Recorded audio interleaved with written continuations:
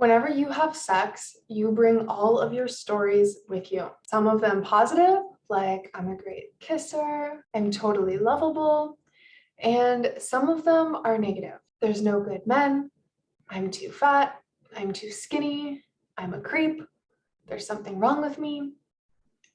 All of these stories that you tell, you bring them into your sexual experiences. Good sex starts with the way that you talk with yourself and the stories that you carry with you. That internal voice affects your external one and how you feel about communicating and talking about sex. If you don't know how to communicate your needs and your desires, then you're gonna need a mind reader or your sex life is screwed. But when you learn how to talk about sex, so much pleasure and connection and intimacy becomes available to you. There's a reason, though, that people have such a hard time talking about sex, even though everywhere you look in the media in our culture is, I would say, pretty well oversexed. So then why is it so hard to talk about sex? Well, here are the top 5 things that get in the way. The number one thing is that you are afraid of being judged. When you are hard on yourself and you judge yourself, you think that everyone is going to react the same. So you're now projecting your own judgments, thinking that other people are going to think the same. And most likely they won't.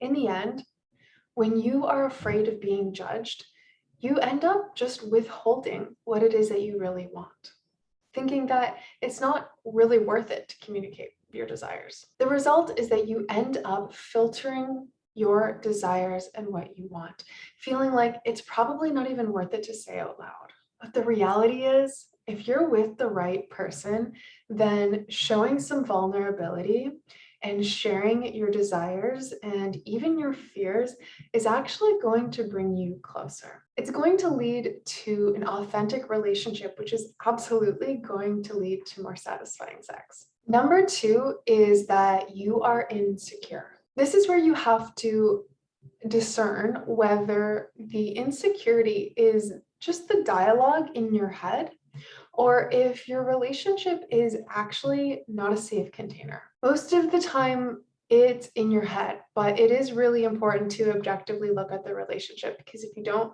have a safe container, then it's not going to be safe to communicate and express your desires and needs. Number 3 is that maybe you don't actually know what you want. I find that this is especially common with my clients who are women, and they tell me they don't even really know what their options are. They haven't really explored or even given any time to something that they might like to explore or they might like to try. They don't even really know what to choose from. They don't even know what's on the menu. But the thing is, if you don't have a practice of sharing your desires at all, you're not going to go deeper. It's like, how do you eat an elephant one bite at a time? Well, you're not going to get to bigger, greater, deeper desires if you can't even just ask for a back rub.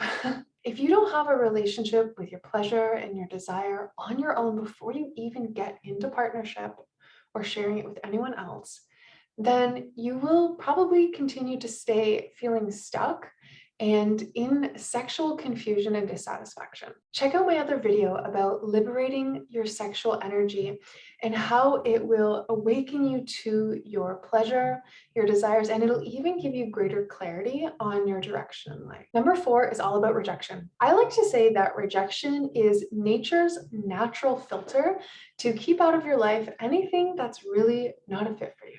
It's actually better to be rejected than to pretend to be somebody that you're not. The problem is that people take rejection personally, and this is where it leads to a lot of pain. The reality is, rejection can give you really important information, but if you take it personally, you're not going to get any of the wisdom or any of the information that could actually help you. There are so many reasons that people will reject you that actually have nothing to do with you personally.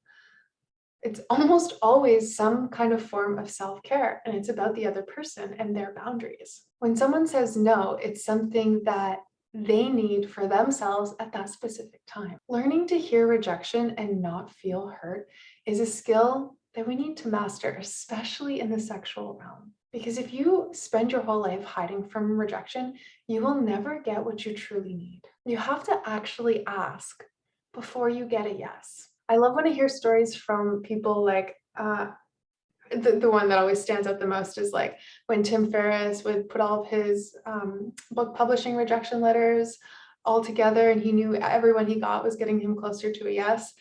And I just think it's just so interesting to reframe it, knowing that, you know, people who succeed at something in life are the ones who are willing to get lots of no's, who are willing to take in the information and keep going.